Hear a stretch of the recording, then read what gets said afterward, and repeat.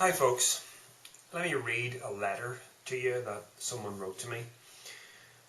I watched your video on can people choose what they believe, and it brought up the following question for me. There is so much information in the world right now. There are so many perspectives of everything. How can anyone possibly know what is right or which way to go?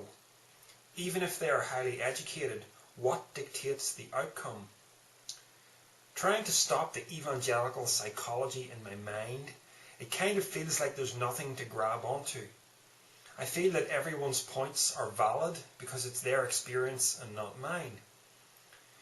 I could doubt their experience in the grand scheme of things, but the mind, especially my mind, only has a limited capacity to do this.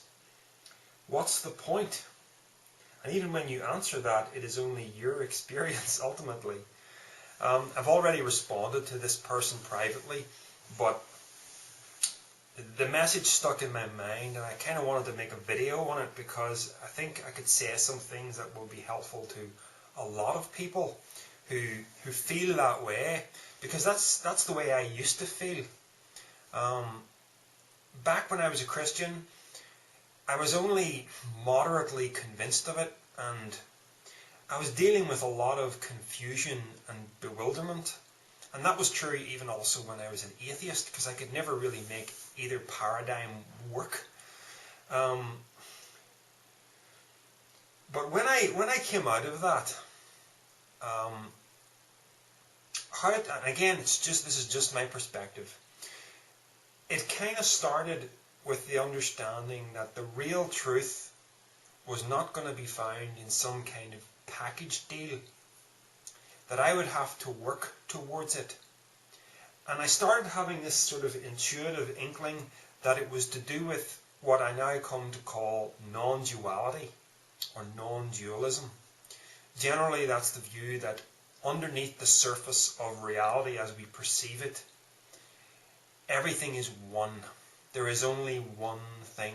The things that appear to be separate, that's just an appearance. That's not how things really are. But it took a long time for me to really establish that rationally to myself. I did get there in the end, but it started off with some vague intuitions. Now, I guess I'm kind of one point on the ladder above where you are, because you're saying, you don't really know what direction to go in. And to be honest, it was purely accidental that I went in that direction, because it began for me, the real trip began for me with reading a David Icke book called I Am Me, I Am Free. I'm going to show you that. I hate showing people this book because this has got the worst book cover in the history of book covers.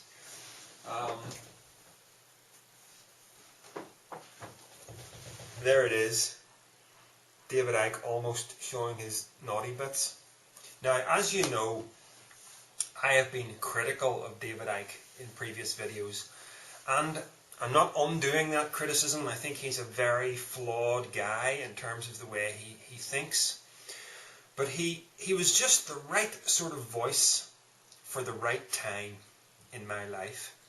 And that was a time where I equated spirituality with a life of service to God, with not making waves. The idea of rebellion always seemed synonymous with sin in some fashion or other. But he was the first real example that I saw of, and the term that I tend to use for this is just spirituality with balls. Spirituality that's able to say no when it perceives that, something's not right. And something definitely was not right with my experience of Christianity. And he sort of jived with that whole underneath reality there's a universal mind. And I started getting a sense that this was the way things really are. So I started following down that course. And he was just something of a real powerful example to me, because he went through that massive period of public ridicule in the early 1990s.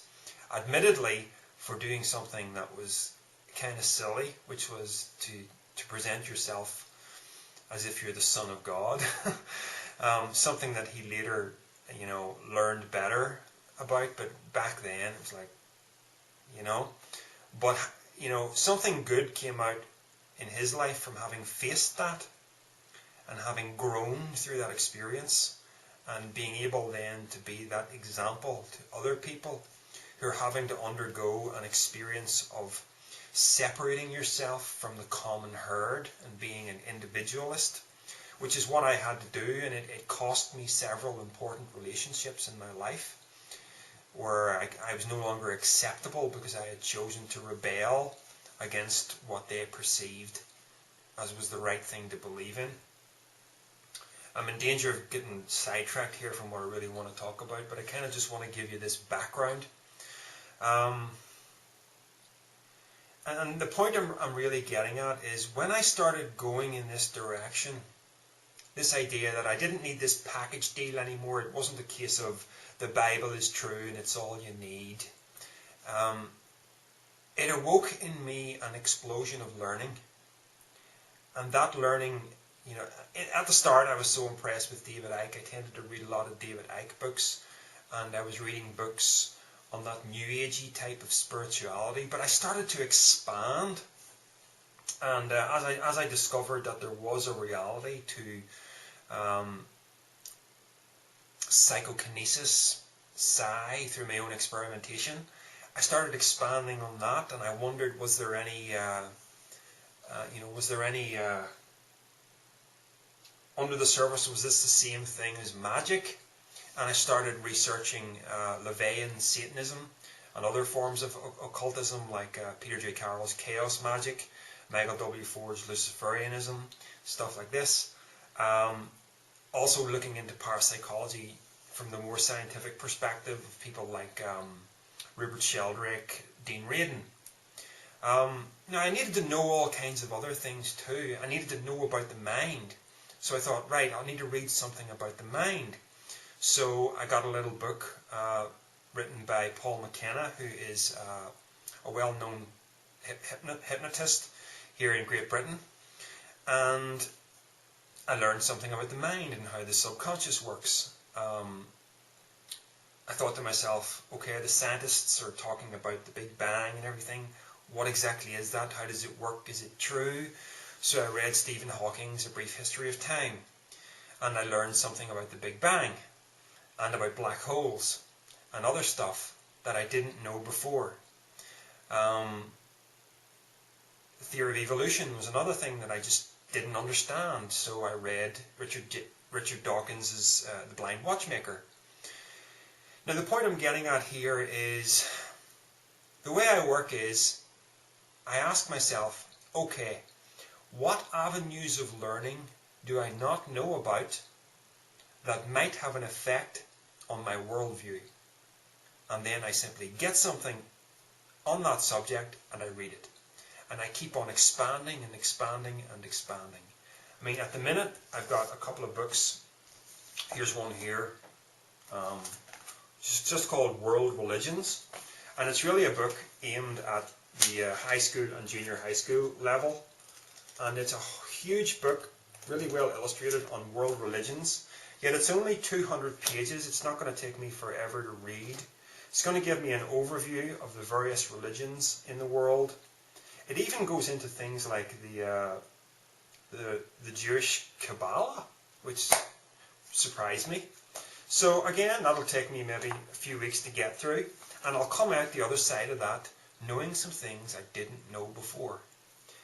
Likewise, there are still some gaps in my knowledge of Christian history that I want to know about, because Christianity was a big part of my life. It's still a massive big part of culture. So I have a book here called The Story of Christianity. Again, it's another Dorling Kindersley encyclopedic book full of illustrations, and it goes into everything from the Jewish origins of Christianity right through to the early church, the formation of the first pope, crusades, something called the Great Schism, in which the Orthodox and the Catholic churches separated, the Renaissance, the Reformation, the Enlightenment. It's all in there, it's all very succinct, and it's not going to take me 10 years to get through it, you know. Now, contrast my approach here with the approach of the average Christian who goes to church, who listens to those nice stories that the pastor says, and maybe goes home, and if he's a particularly devout Christian, he will read his Bible, maybe study some Christian books that he's bought from the local Christian bookshop. But that's generally as far as it goes. And the perception is that I'm on the right path already. I don't need to know all this other stuff. This is true. Whereas I don't feel that way at all. I feel like I constantly need to keep correcting myself. I'm more in touch with the me that is always saying, I don't know everything. I need to know something more. You know, like 3 years ago I released my book Reality Check. It reflected a certain point that I was at in my understanding. Now as I read it, it's apparent to me that I've made mistakes, you know, and I wish I could go back. I wish I still didn't have about 200 out of the 500 paperbacks that I had printed still to sell with those mistakes in it. And so then I started to write iUniverse. So what I'm getting at here, what am I really getting at here? It's you have to do the hard work of learning, and it is hard work, and it takes time. And some books are very stimulating to read, and some are very dry, and it's just like doing school homework.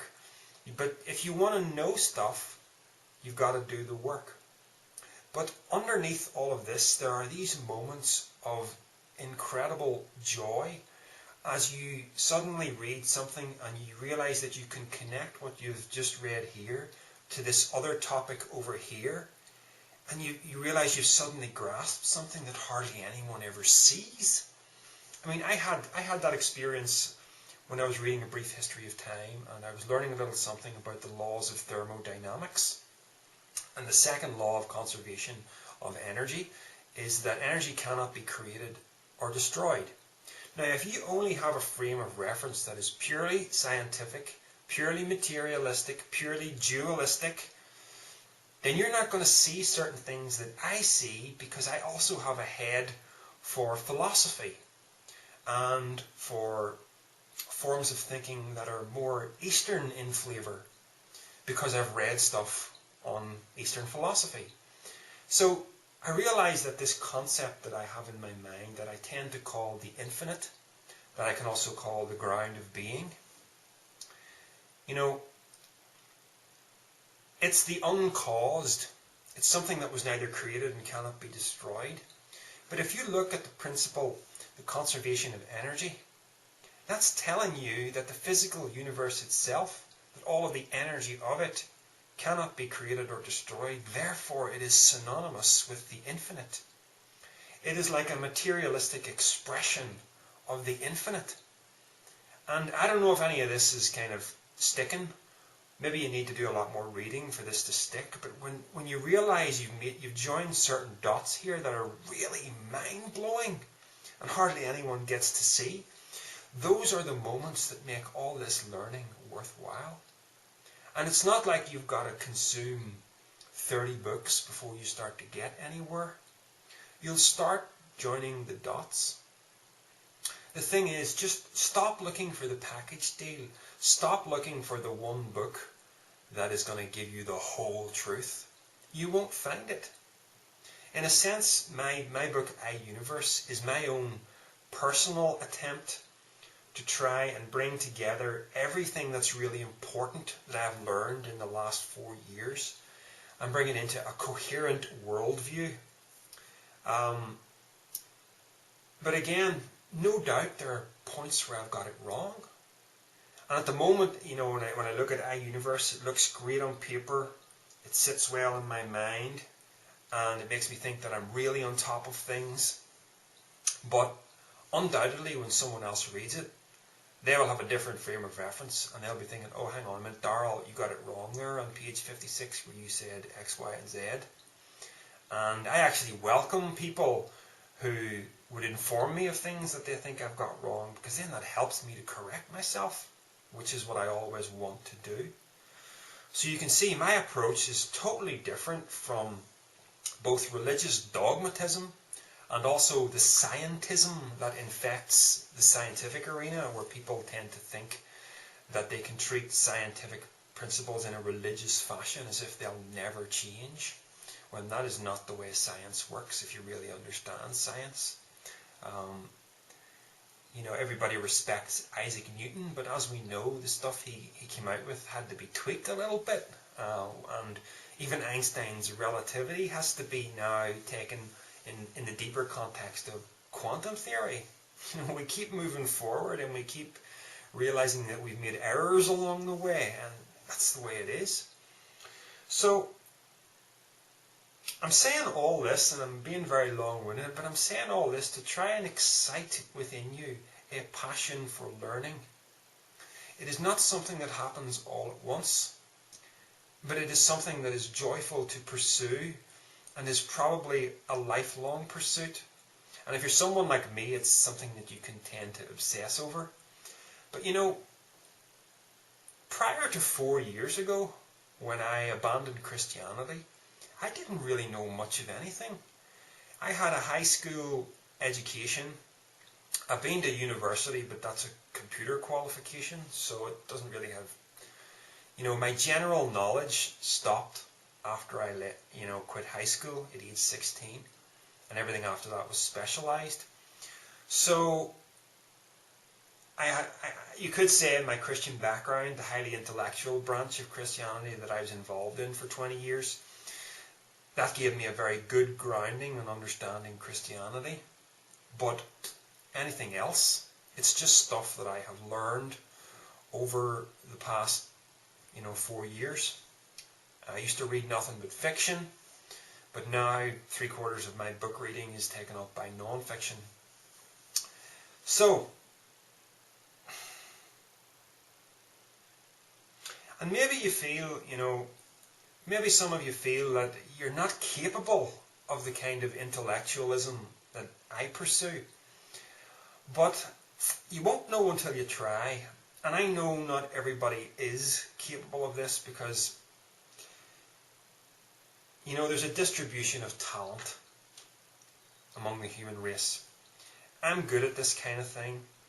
If I decided to pursue a career in singing, I would be laughed off the stage. Everybody's good at different things, and this highly intellectual, truth-seeking thing is not for everybody. I know that. But at the same time, it's good to push yourself, because the brain is just like any other muscle of the body. If you use it and stimulate it, it works. If you don't use it, it atrophies and it becomes difficult to think. And that is the problem, I think, with so many people who come home from work in the evenings and sit down in front of the TV, have a meal, and then continue sitting in front of the TV until it's bedtime, and then they get up the next day and they go to work and they do it all over again.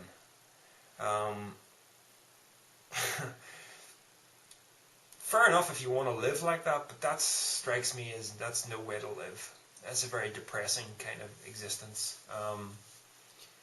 To me, there is a great sense of empowerment to being in the position that I'm in, where I know a lot of stuff about a lot of things, and a lot of that knowledge I've been able to integrate it into my life in such a way that it is very practical.